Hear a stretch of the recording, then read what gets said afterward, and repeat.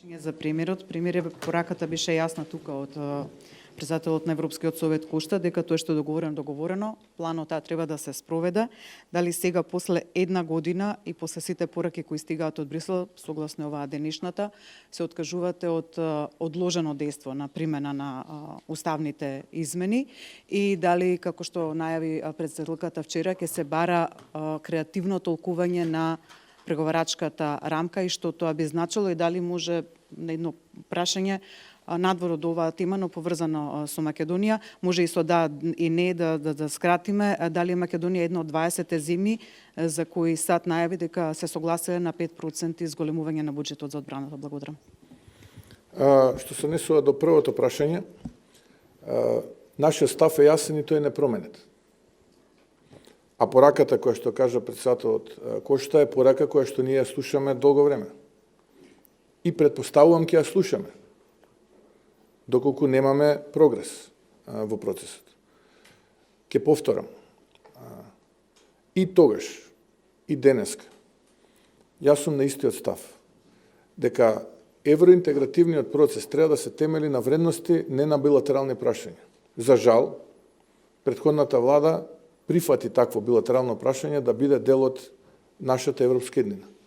Јас тоа не можам да го прифатам. И нема никогаш да го прифатам и ќе се борам колку можам и додека можам. Да најдеме начин да излеземе од овој процес во кој што сме сега. Јас не можам да излезам и немам совест да излезам пред македонските граѓани и да им кажам дека ќе биде променет уставот, а при тоа да заборавам дека најмалку 14 пресуди од Страсбур има за македонците од другата страна на границата, кои што Бугарија игнорира да ги примени.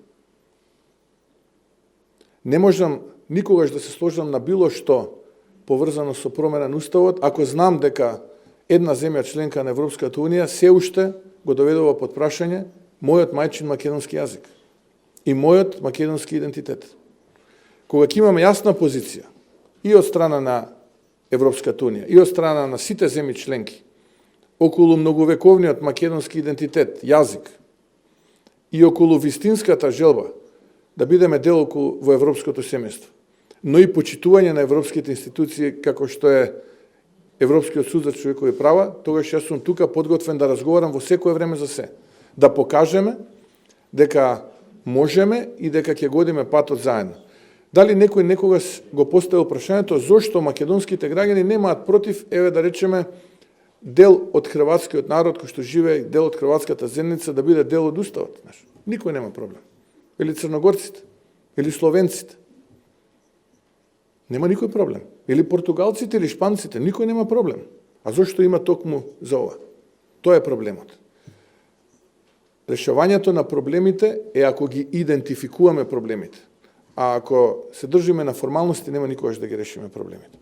Што се однесува до врските кон НАТО алијансата и ова што го повторивте, Македонија, ќе ве потсетам, е меѓу оние земји членки на НАТО алијансата кои што одамна имаат буџет кој што е поголем од оној кој што беше претходно максимум, а тоа е 2%, ние имаме веќе повеќе од 2,5% и во годините кои што следат со проектите кои што ќе ги реализираме во модернизација на армијата, но инфраструктурните проекти, тие трошења ќе растат.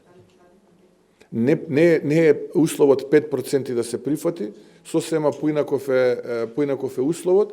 Поентата е да не биде 2, што би рекле, силинг, туку да биде флор. Тоа е пораката која што доаѓа од најголемата земја членка во рамките на НАТО алијансата. И тука ние сме одамна над тие 2%, за жал има голем дел од земјите членки во НАТО кои што се под тие 2%.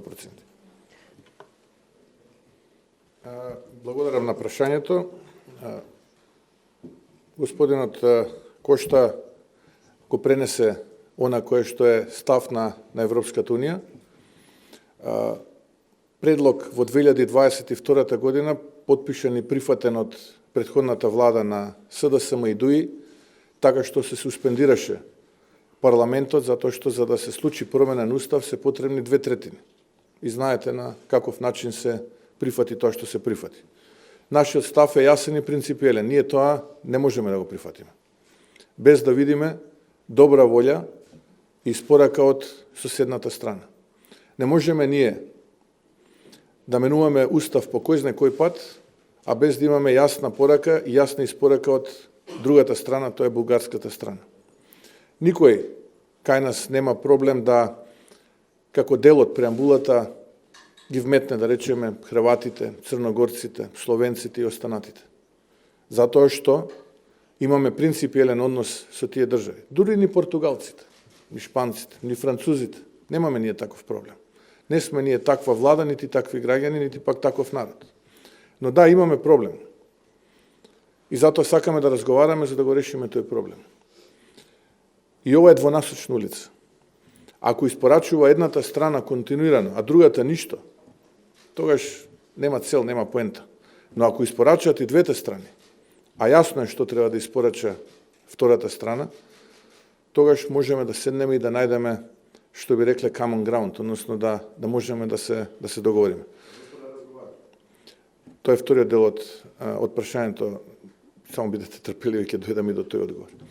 Така што јас очекувам ова да биде процес на двонасочна улица, доколку е тоа возможно. Доста ние како држава направивме во името на тие европски интеграции, во името на европската еднина. Ке потсетам, менувавме знамења, менувавме име, менувавме устав, како никој до сега. Затоа реков, да, фрустрирачки е патот и тежок, но за нас е исклучително фрустрирачки и тежок и се уште не почнал. Уште се наоѓаме наму каде што бевме пред 20 години.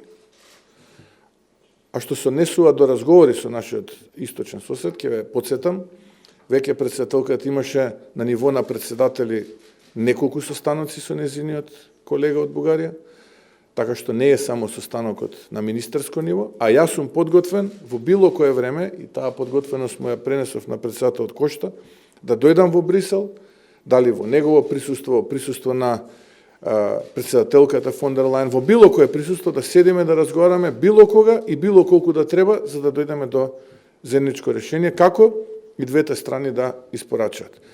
Интегрирањето подразбира вредности, а вредностите подразбираат консензус и двонасочна улица. Што не се пребројува во собрание и зошто не изгласате уставни промени? Затоа што другата страна имаме испорака еднаква на нула. И би бил наивен како сите тие што беа во минатото наивни, да верувам дека ако нема испорака од другата страна, дека ние треба тоа да го направиме. Нема јас, дека сум премиер, никој што да го направи.